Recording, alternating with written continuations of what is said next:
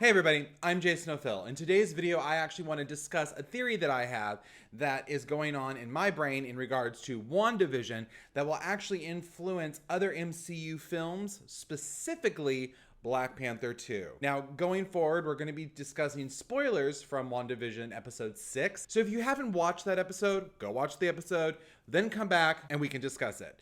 If you are still watching this video and you're mad that I spoil things in that episode, listen, as we have learned this week, actions have consequences. So that's on you. All right, let's get into the episode. Listen, if you want to do a scene-by-scene breakdown or Easter eggs, there's other channels for that. I kind of look at the overarching story that may or may not be going on in this episode. There's a lot of things that we did learn that tie into my idea and theory of what's really going on in Westview. It was very strongly established in this episode that Wanda actually has no memory of any of this stuff happening. It just happens. It's just there, which leads me to believe that she's actually being controlled by somebody that isn't named Wanda Maximoff. There is the idea that she could be controlled by Agnes, but I don't actually think she is being controlled by Agnes. I think Agnes is working with the person who's controlling her, and I stand by that that's going to be Nightmare. We already know Mephisto is in the show, thanks Funko, keeping it real, but Nightmare, one of his powers, is possessing people and controlling them.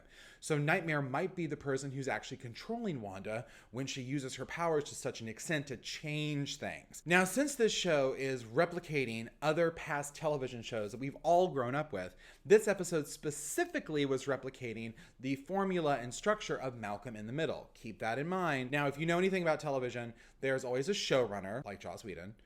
That's a problematic example. Shonda Rhimes. And above that person, there's usually a studio exec, somebody who works at the channel, who sends back notes to the showrunner. And then those people have to answer to other people, such as corporate. I still stand by that Mephisto is the showrunner and corporate is going to be Galactus in the end.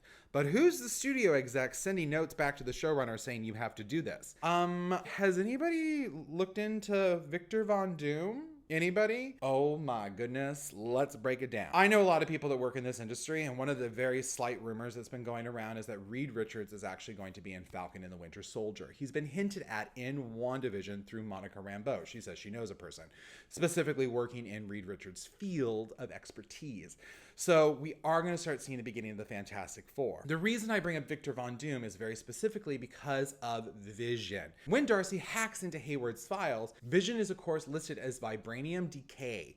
So that would be like tracking a heat signature for a missile. But vibranium is very important. And because Age of Ultron happened in 2015, most people are not going to remember that Vision is 100% vibranium. And in the comics, there is a very specific villain who is obsessed with magic and obsessed with vibranium, and that would be Victor Von Doom. Hear me out on this theory because I think it will actually tie into Black Panther 2. If you think about it, during the snap, according to the Russos and everybody else, you basically get sucked into the Soul Stone with the people that are in your vicinity, your area, which means Wanda was in Wakanda, so she would have been sucked into the Soul Stone in Limbo. I don't know how Limbo works for them, if they said that you're actually just frozen at your moment, but you can still interact with everybody else. Maybe, I don't remember. She would have been sucked into that Soul Stone with both T'Challa and with Shuri, which means she would have learned what vibranium really is. Because one of the secrets of Wakanda is that vibranium has mystical properties. And if harnessed correctly, its possibilities are infinite. There is a small 6-part comic series known as Doom War. Now, in Doom War, Dr. Von Doom pits a tribe in Wakanda known as the Desturi against T'Challa and Shuri. I don't know if they would use the Desturi because they're super complicated to pull off in this day and age of our political climate because they are nationalists. They're ultra-conservative, they're xenophobic, they don't want open borders, the list goes on. They're really not happy that T'Challa has made Wakanda an open platform. So I don't know how Marvel would do that group in this political climate, but Marvel has surprised me before they could surprise me again. What Dr. Doom learns from the Desturi is, as I said, that vibranium amplifies mystical energies and that its effects are infinite. And with Dr. Doom's mystical know-how, he realizes he can use the vibranium to make himself unstoppable. Now, like I said, the comic did span 6 parts. There's a lot of characters we don't have in the MCU. We don't have Storm, we don't have Nightcrawler. And unfortunately, we don't have T'Challa, which will make me cry. And I really don't want to discuss that because it's going to make me upset. Anyway, so in the comic, T'Challa is already the Panther and Shuri is the Black Panther. Black Panther 2 is most likely leading in the direction of making Shuri the Black Panther. What better way to do it in the fact that in Doom War, she essentially claims that title. Now, the way Doom War works in the end is Dr. Doom has seen the future, because of course he can, he's a sorcerer, and he sees the human race basically extinct through various futures. Days of Future Past, Skrull-conquered world, although these Skrulls in the MCU are good, but Red Skrulls could be bad. Bishop's future, Galactic Avengers, he sees all of it. And to him, the only way the world will be safe is if he rules the world with an iron fist. So in the comic, he basically makes a suit of vibranium. And this suit, he's able to find and power all the vibranium in the world that was scattered when that meteor hit the Earth. What happens is in his final battle, T'Challa actually deprograms the vibranium suit and at the same time deactivates all the vibranium in the world, literally making it inert and useless. And that comic also ends with Shuri facing Dr. Doom and saying if she ever sees him again, she'll kill him. Now, the reason I bring up Dr. Victor Von Doom is Paul Bettany has said that he got to work with an actor that always respected and wanted to work with. And everybody was like, well, that's clearly Benedict Cumberbatch. We're going to get Doctor Strange, which I still think we're going to do.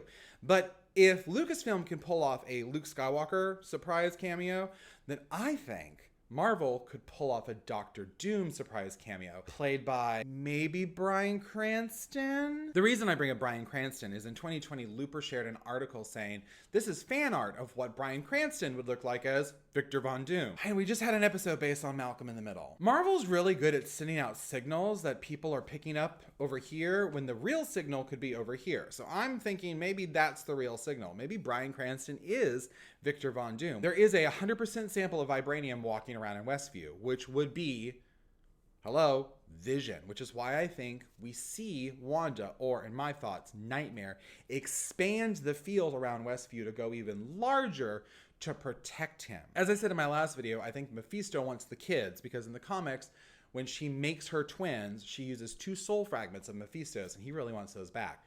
So I do think if we're going to get into Wanda being the antagonist in Doctor Strange in the Multiverse of Madness, I think that you kill the kids, you kill Vision, Mephisto, Doctor Doom, Wanda goes nuclear, and you bring in the multiverse because she basically shuts everything down.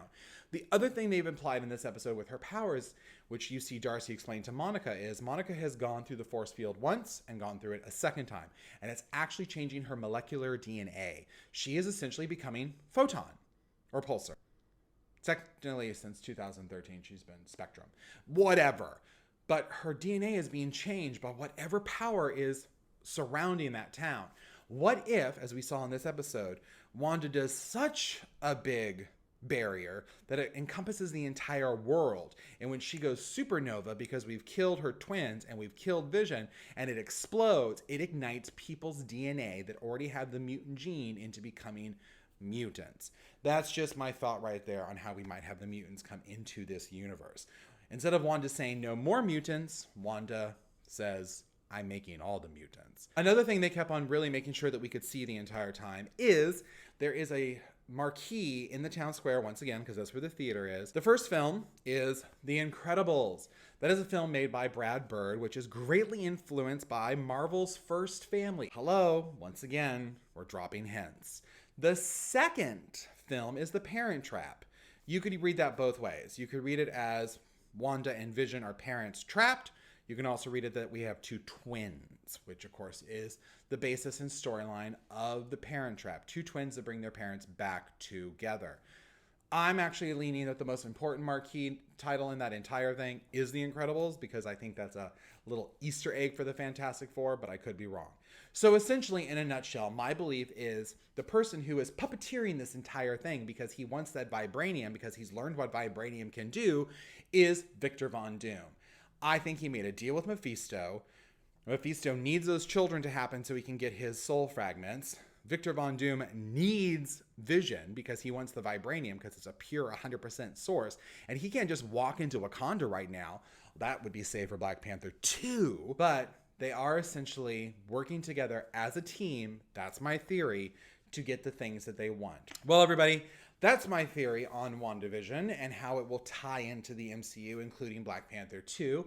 As always, you can like, subscribe, turn on those notifications, because we're going to be discussing a lot more of this as the coming weeks go and we get ready not only for the end of WandaVision, but the beginning of Falcon and Winter Soldier.